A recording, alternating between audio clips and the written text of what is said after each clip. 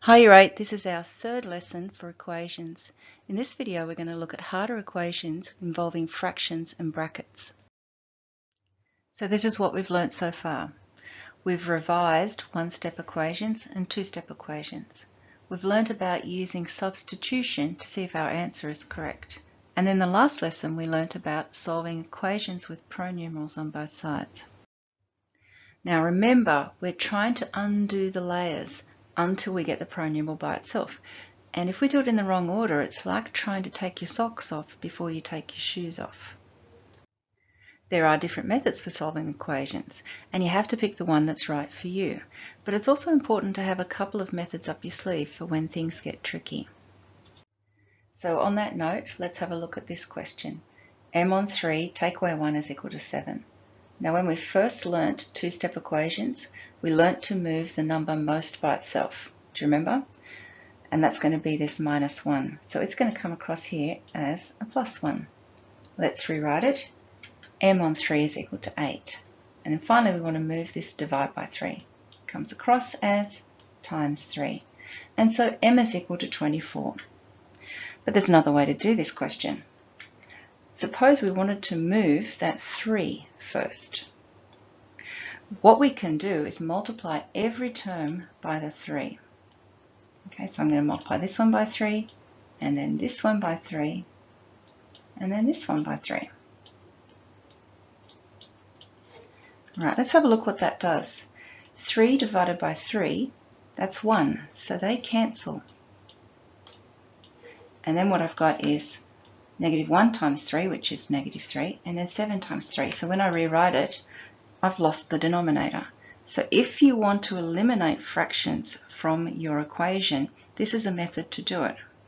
Now all I need to do is move this minus 3 over the other side. It becomes plus 3, and our answer is 24. So same answer. So let's look at a harder equation involving fractions. This equation has more than 3 steps. Let's have a look at the left-hand side. One way of solving this equation is just to add these two fractions together. So remember, when we add fractions, we need a common denominator, which will be 12.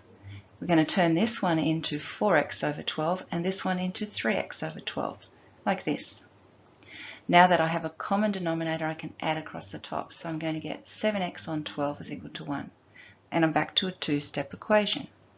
Let's get rid of this denominator. So we're going to multiply both sides by 12. 7x is equal to 12. And then finally, divide both sides by 7. So x is equal to 12 on 7. That's one way of doing it. Now the reason that I showed you that other method before was because we could use that method with this question, and it makes it a little bit easier. I'm going to systematically remove these denominators. So firstly, I'm going to multiply every term by 3. So if I multiply this one by 3, I'm just going to cancel the denominator. I'm going to times this one by 3, and then I'm going to times this one by 3. And now we're going to rewrite.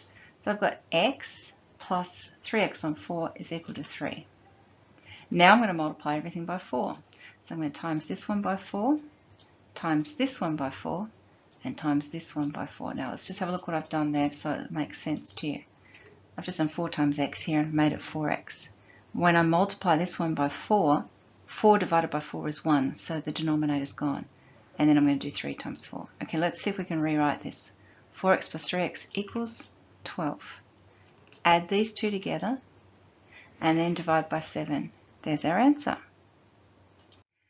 Now, there is a quicker way than that. So if you're comfortable with that, then what we can do is do it all in one go by multiplying each term by the lowest common multiple. So I look at the denominators, 3 and 4, and I ask, what is the lowest common multiple of those two numbers? It's 12. I'm going to multiply this by 12, this one by 12, and this one by 12. I'm not going to write a little 12 above every single fraction. I'm just going to put it over here to remind myself, and then I'm going to do this. 12 divided by 3 is 4. So that's going to become 4, and that cancels. Then I look at the next one. 4 into 12 goes 3. So I'm cancelling this, and I'm putting my 3 here. And then finally, 1 times 12 is 12. So that's going to become 12. All right, let's see if we can rewrite it. 4x plus 3x equals 12. Add it together, 7x is equal to 12. Divide by 7, same answer. Let's try one more. 3x on 8 take away x on 4 is equal to 1. So I'm going to multiply every term by the lowest common multiple of those denominators. What's the lowest common multiple of 8 and 4? It's 8, isn't it? So we're going to multiply everything by 8. All right, here we go. 8 into 8 goes once, so that's going to just cancel that denominator. 4 into 8 goes twice, so cancel the 4, and I'm going to end up with 2. And then finally, one lot of 8 is 8. Okay, let's rewrite it. 3x take away 2x is equal to 8. Wow, that's an easy question now, isn't it? X is equal to 8.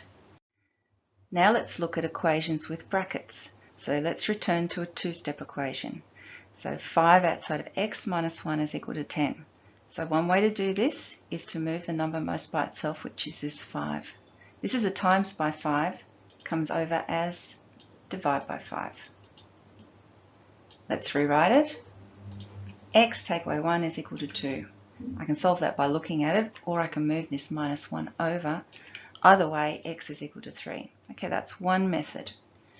Here's an alternate method. We can expand the brackets. So this is 5 times x take away 5 times 1. Or 5x take away 5 is equal to 10. We're back to a two-step equation. Move the number most by itself, which is this negative 5, comes over as plus 5. Rewrite it. 5x is equal to 15. Divide both sides by 5, or solve it by inspection. X is equal to 3. Here's an equation with brackets that has more than 3 steps. 4 outside of x minus 1 in brackets plus 2 outside of x minus 3 in brackets is equal to 0. Now in this case we've got no choice but to expand the brackets. We can't move this 4, for instance, and we can't move this 2. So that's why it's important to have more than one method that you can call upon. Let's put the claw up so we can see what's going on. We're going to do 4 times x, take away 4 times 1, and then 2 times x, take away 2 times 3. Okay, so we get 4x take away 4 plus 2x take away 6 is equal to 0. Now we're going to collect like terms before we move anything over the other side. 4x plus 2x is 6x. What's minus 4 take away 6? It's minus 10. So we're back to a two-step equation. I'm going to move the number most by itself, which is this minus 10, comes over as a plus 10. Rewrite. 6x is equal to 10, and we're back to a one-step equation. And then finally divide both sides by 6. X is equal to 10 on 6, but I can simplify that. I'm just going to halve the top and the bottom. So our final answer is 5 on 3. Here's another one. 2 outside of x minus 3 in brackets is equal to 4 outside of x plus 5 in brackets. So we have to expand the brackets.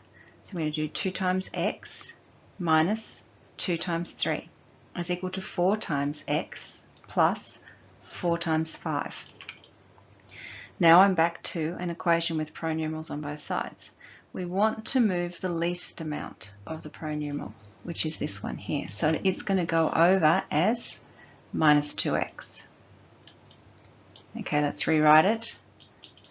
Minus 6 is equal to 2x plus 20. And now let's switch it around. Okay, move the thing most by itself is plus 20, goes over as minus 20. Let's just write that in. And then rewrite. We're going to get 2x is equal to negative 26. And dividing both sides by 2, x will equal negative 13. Okay, one more. 3x take away 2 outside of brackets x plus 5 is equal to 4x. Now this one's a tricky one. I can tell that because it's got a negative in front of the brackets. So do you remember what that does? It changes this sign. Let's put the claw up so we can see what we're doing. All right, let's expand those brackets. 3x take away 2 times x, which is 2x. And then I've got minus 2 times plus 5, which is going to be minus 10. All right, make sure that makes sense to you. Now let's collect these terms together. 3x take away 2x is 1x, or just x. So I've got x minus 10 is equal to 4x. But I've still got pronumerals on both sides. Can you see that? I need to collect them together. I'm going to move the least amount of x, which is this one. So it's going to come over as a minus x. Okay, let's rewrite it. Minus 10 is equal to 3x. Let's turn it around and divide both sides by 3, and I have our answer. X is equal to negative 10 on 3. Okay, that brings us to the end of this lesson. It was a tricky lesson. Some of those equations towards the end are bordering on Year 9 equations. So if you can't do them, that is okay. In our next lesson, we're going to look at equations in real life.